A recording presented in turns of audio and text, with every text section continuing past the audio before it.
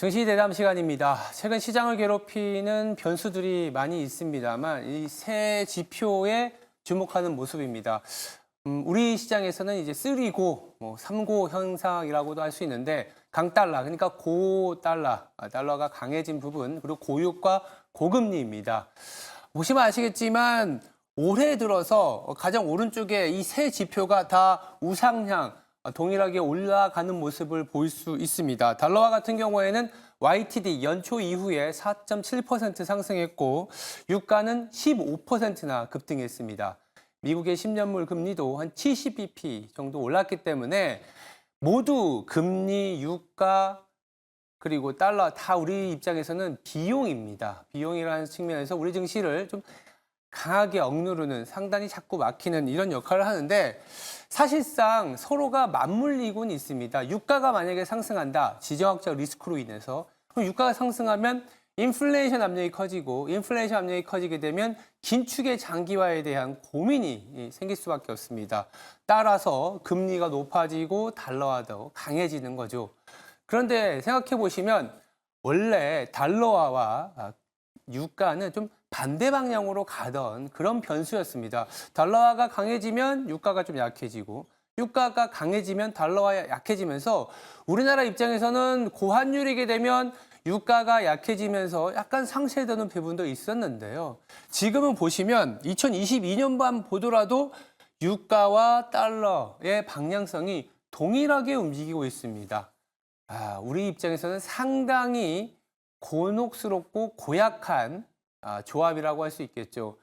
원인은 여러 가지가 있습니다만 사실상 유가라는 변수가 수요 측면보다는 공급에 대한 작용 때문에 달러화와 유가가 사실상 이렇게 동행을 하고 있는 모습인데 우리 증시를 상당히 괴롭히는 변수이기도 하고 글로벌 투자자들도 이런 해지 전략, 즉 유가도 해지해야 되고 달러의 상승도 해지해야 되고 금리도 사실은 투자를 많이 하셨을 겁니다.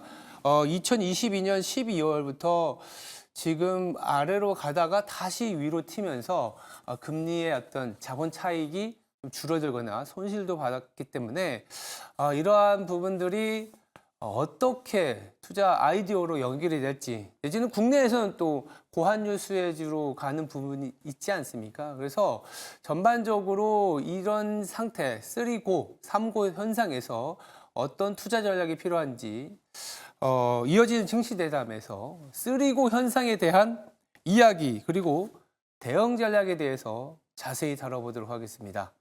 네, 증시 대담 바로 이어지겠습니다.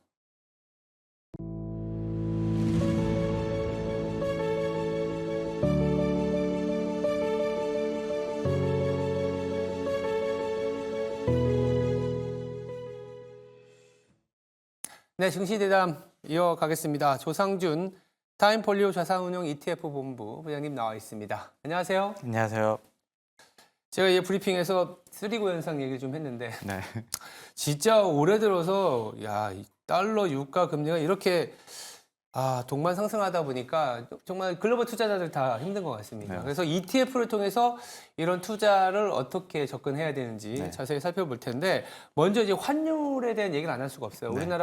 우리나라 기준으로만 보더라도 지금 1,400원이 장중에 한번 다시 터치하고 지금은 네. 좀 안정을 찾긴 했는데 그러다 보니까 이 환을 해지할 수 있는 내지는 오히려 환을 오픈해서 들어갈 수 있는 ETF가 있다고 하는데 네. 부장님은 지금 이런 환 노출형 ETF에 대해서는 어떻게 생각하시는지 네. 접근 전략도 좀 네, 네. 부탁드립니다. 네, 일단 말씀해 주셨던 거는 환이 너무 높아졌을 때는 투자의 리스크가 될 수도 있지만 어떻게 보면 또 기회가 될 수도 있는 기회일 거고. 수도 네. 있죠. 네.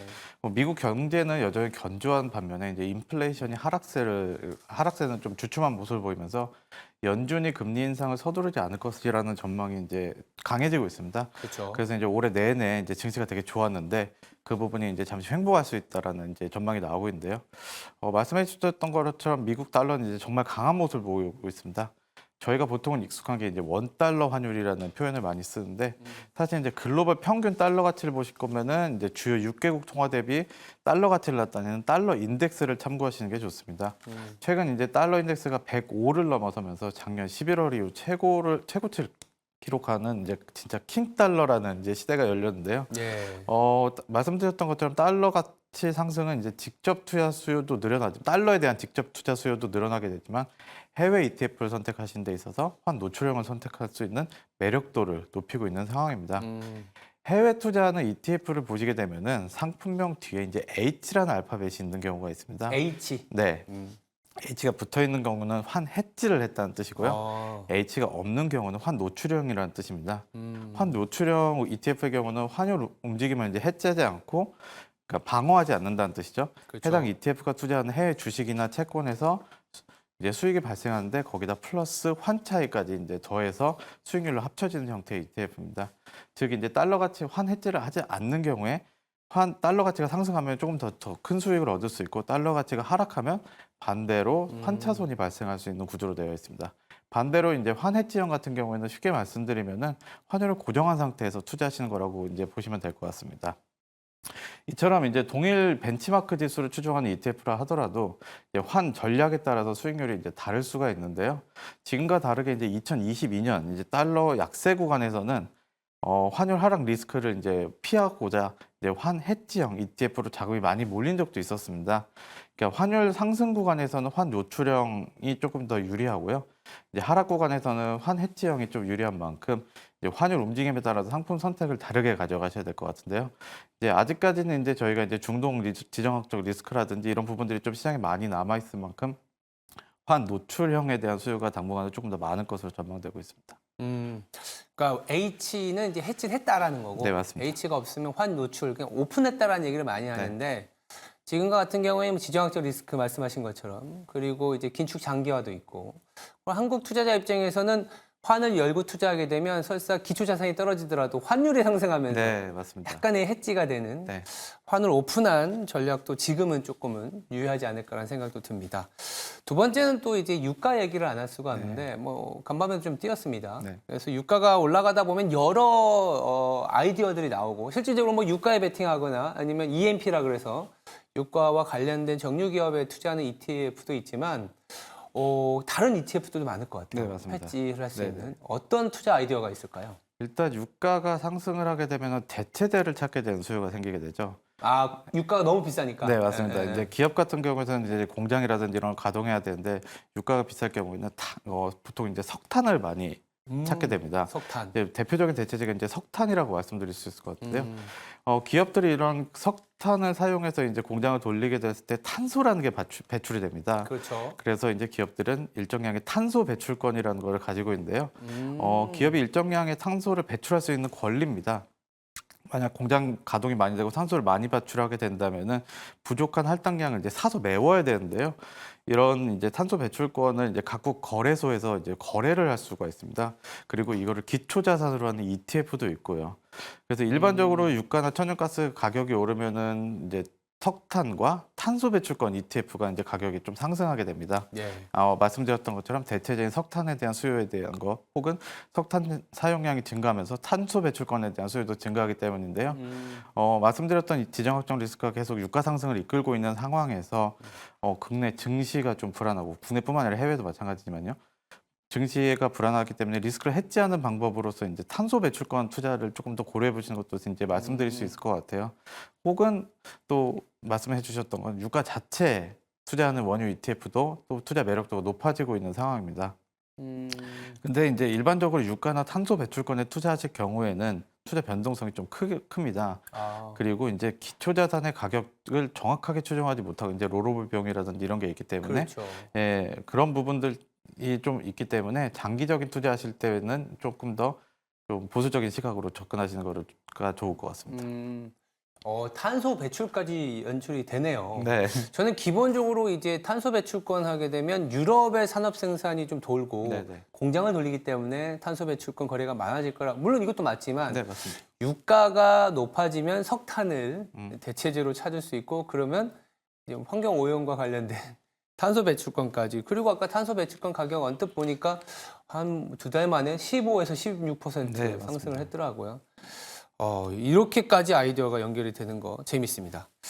그럼 또 이제 쓰리고 현상 중에 금리 얘기는 안 할 수가 네. 없습니다.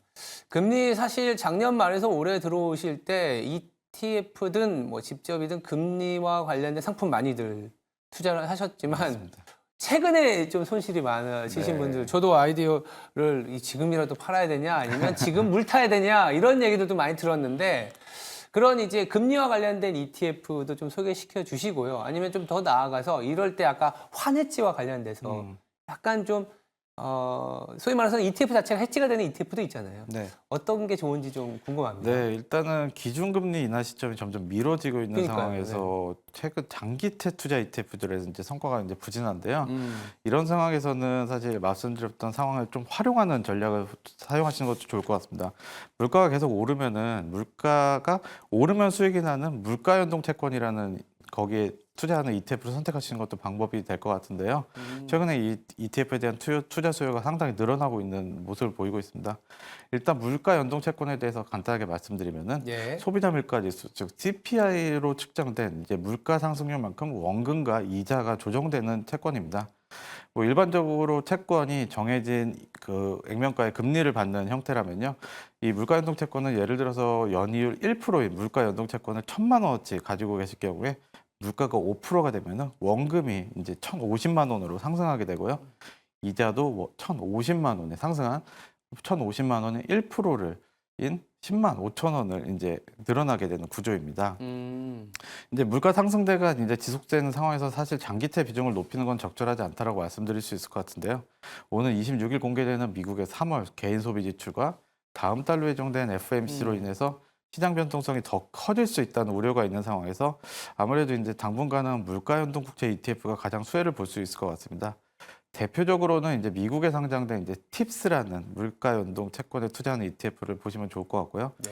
특히 이제 좀 단기적으로 보면은 최근 상황에는 이제 단기 물가 연동채에 대한 투자 매력도가 많이 올라가고 있습니다. 일단 단기 물가 연동 채권 같은 경우에는 투자 회수 기간인 이제 듀레이션이 좀 짧아서 금리 민감도가 낮으면서 금리 상승 리스크를 이제 방어할 수 있다는 장점이 있어서 이제 단기 물가 연동 채권 같은 경우에는 최근 가격 조정도 좀 있어가지고 가격 매력도도 좀 높아진 상황입니다.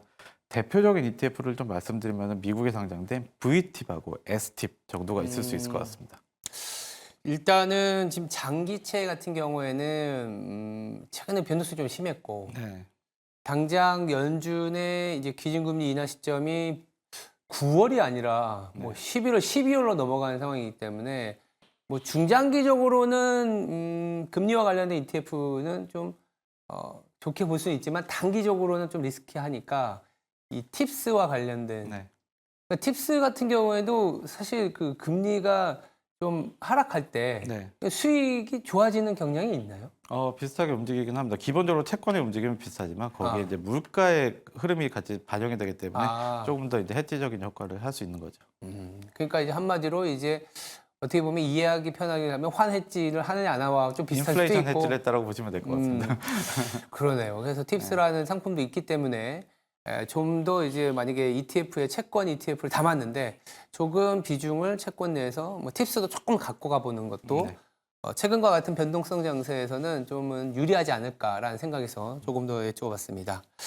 그렇다면 뭐 이렇게 자산 시장이 쓰리고 현상으로 비단 우리나라뿐만이 아니라 네. 전 세계가 사실은 좀 힘들어하는 건 맞습니다. 그래서 소위 말해서 좀 안정적인 투자, 그러니까 안전자산이라고 하는 채권에 투자했는데 또 채권은 저렇게 손실 나고 있고, 금리 못 믿는 상황에서 근데 이제 금리가 높은 수준이라는 거죠. 네. 주식에 투자하려니 최근에 그 지표를 보니까 뭐 미국의 배당 일드가 뭐 예를 들어서 채권보다 낮아진다는 이런 것 때문에 주식도 지금 힘들어지고 있는 상황이기 때문에 배당에 관심을 많이 가지는 분들도 계세요. 고배당주들이 많다 보니까 네, 요새. 맞습니다. 고배당주는 이제 저 언뜻 생각하면 금리가 높은데 어떻게 고배당주에 투자하지? 이런 생각이 있을 수 있거든요. 네네. 어떻게 생각하세요? 일단은 시장 자체나 투자자 수요 자체가 안정적인 인컴을 좀 수요가 많이 늘어나고 있습니다. 그리고 최근에 이제 월배당 ETF들이 좀 많아지다 보니까 월로 계속 나오는. 네, 맞습니다. 이제 예전 같은 경우는 1년에 한 번 받는 형태였다면 최근에는 매월 쪼개서 받는 형태의 ETF들도 많이 출시하게 되면서 사실 이제 고배당 투자에 대한 수요도 많이 높아지고 월배당 투자에 대한 수요도 많이 높아지고 있습니다. 사실 시장 이제 하락기나 이럴 때는 이제 고배당 ETF들이 이제 꾸준하게 투자자들의 사랑을 받는 이제 스테디텔러인데요. 그렇죠. 이제 안정적으로 수익을 바탕으로 꾸준히 배당을 늘리는 기업에 투자를 하시면서도 분배금을 동시에 받을 수 있는 고배당주들은 일반적으로는 증시 변동성과 상관없이 이제 하락 방어가 가능하고 상승 회복력도 크다는 장점이 있습니다. 특히 이제 최근에는 이제 성장주들이 이제 급락을 반복되면서 이제 투자자들의 피로도가 상당한 만큼 이에 대안처로 이제 금융주 같은 이제 방어주 성격을 띠는 주식에 대해 좀 이제 투자자들 관심이 많이 쏠리고 있는데요. 성장주에서 이제 받지 못하시는 배당이나 자사주 소각 정책 등 이제 적극적인 이제 금융주들의 이제 주주 환원 점유율이 높다는 점이 이제 부각되면서 고배당주들의 매력도가 이제 더 높아지고 있는 상황입니다. 이제 한국의 은행업 같은 경우에는 미국하고 다르게 이제 정부의 이제 영향력이 큰 규제 산업군에 속하게 됩니다. 이제 이런 이제 최근에 이제 밸류업 정책이 이제 나오고 정부의 정책을 촉구해서 이제 주주 환원율이 더 높아지고 있는 상황에서는 저평가 상황이 해소될 수 있는 가능성도 또 높아지고 있어서 국내에서 이제 금융주 매력도 계속 높아지고 있는 상황인데요. 뭐 마찬가지로 이제 수급 같은 경우에도 네. 이제 뭐 외국인이나 기관 투자자들이 연초부터 이제 4대 금융주인 KB, 신한, 하나, 뭐 우리금융주주 같은 부분들을 이제 꾸준하게 매수하고 있어서 수급적으로도 좀 긍정적인 모습을 보이고 있습니다.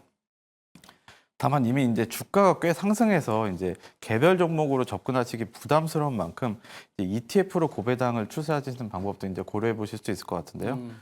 말씀드렸던 이제 높은 배당 수익률로 월배당을 수취하는 투자를 선호하신다면은 저희 타임폴리오 자산운용에서 운영하는 코리아 플러스 배당 같은 부분을 이제 좀 검토해 보시는 것도 좋을 것 같고요. 은행주 같은 이제 특정 섹터의 고배당 투자를 원하시는 경우에는 이제 뭐 코덱스 은행 같은 섹터에 투자하는 ETF도 있으니까 이런 부분도 좀 참고하시면 좋을 것 같습니다. 아, 우리나라에도 월배당 ETF가 있네요. 네, 꽤 많이 있습니다. 배당 ETF가 이게 주식이 들어가는 거야? 아니면 채권도 같이 혼합으로 들어가는 거예요? 일단은 저희 같은 경우에는 100% 주식형으로 운영을 하고 주식인데 있고. 월배당을 할 수가 네, 있는 맞습니다. 거예요? 근데 올해부터 이제 배당 이제 지급이 자유롭게 바뀌었죠. 되면서 그런 구조도 더 많이 가능해졌고요. 이제 한 번에 받아서 그걸 쪼개서 드리는 경우도 가능하기 때문에 사실 이제 운용을 잘 하게 된다면 그런 부분들은 충분히 이제 할수 미국 있습니다. 같은 경우에는 1, 2, 3, 4, 5, 6 해서 다 네, 맞습니다. 그때 기업 자체가 배당을 하기 네. 때문에 ETF에 종목만 잘 소위 말해서 PDF 깔아 놓으면 네, 되는데 맞습니다. 우리나라는 뭐 사실 잘해봐야 반기 내지는 분기 정도이기 때문에 네, 네. 공백이 생기는데 네. 월배당으로도 이렇게 네. 상품을 네. 아이디어들이 상당히 좋은 것 같습니다. 저도 한번 이거 돌아가서 한번 티커 찾아봐야겠네요. 알겠습니다. 끝으로 5월 ETF 시장 저희가 좀 준비해봐야 됩니다. 다음 네. 주면 또 5월이지 않습니까? 네. 기분 좋게 5월 좀 저희가 좀 쉬는 날이 많아서 네. 변동성도 있을 수 있지만 4월에 먼저 변동성이 나왔기 때문에 이제는 또 5월에 조금 투자 아이디어를 가져가야 된다 이렇게 보시는 분들도 계세요. 5월 어떻게 저희가 전략을 짜야 될까요? 일단은 주식시장에 오랜 구원이 있죠. 세린 메이, 네. 고 웨이. 일단 통상적으로 이제 5월에 팔고 떠나라라는 얘기를 많이 합니다. 일반적으로 이제 주식시장이 연초부터 랠리를 이어가다가 5월이 되면 좀 위축되는 모습을 보였기 때문입니다. 네. 1950년대부터 2000년대 초반까지 했을 때 미국 다우존스 지수가 5월부터 10월까지는 부진한 모습을 보였고요. 11월부터 4월까지는 이제 좋은 모습을 보였다는 통계에서 비롯된 이야기인데요. 아무래도 이 부분들은 약간 염두에 두고 가야 될 것 같긴 합니다. 이제 최근 기술주들이 급락하고 말씀해 주셨던 3고 현상 때문에 2800을 바라보던 코스피 지수 또한 이제 2600대로 하락하면서 세린메이에 또 힘을 실어주고 있는 상황이긴 합니다. 이번 주에 이제 오늘 같은 경우에는 좋은 모습을 보였지만 M7 중에서 테슬라, 메타, 마이크로소프트, 구글 실적 발표가 있잖아요. 그 부분들을 좀 많이 살펴보시고 다음 주 이제 FOMC 결과에 따라서 이제 주식 투자 비중을 조금 더 조절하시는 게 좀 좋을 것으로 생각됩니다. 만약에 이제 M7 실적 발표에서 약간은 부진한 가이던스가 이제 제시되지 않는다면은 추가로 조정 가능성이 이제 좀 낮아질 것으로 보이기 때문에 이미 이제 높아진 변동성이 좀 신경 쓰시는 부분들도 있으시고 그런 것들이 이제 부담스러우신 투자자분들도 계시잖아요. 그런 부분들 같은 경우에는 앞서 말씀드렸던 하락장에서 성과가 좋은 이제 금융주 같은 경우나 경기 방어주를 좀 선택하시는 게 좋을 것 같고요. 고유가 수혜가 예상되는 이제 원유나 탄소배출권 ETF 같은 원자재 ETF도 좀 고려해 보시는 게 좋을 것 같습니다. 알겠습니다. 우리가 오늘 질문과 대답에서 나왔던 뭐 환노출이라든지 네. 탄소 배출권, 뭐 그리고 팁스, 뭐 네. 이제 물가 연동형 채권, 마지막으로 이제 월배당까지 네. 최근과 같은 장에서 딱 좋은 아이디어가 아닌가 싶습니다. 지금까지 조상준 타임폴리오 자산운용의 ETF 본부장 이었습니다. 감사합니다. 감사합니다.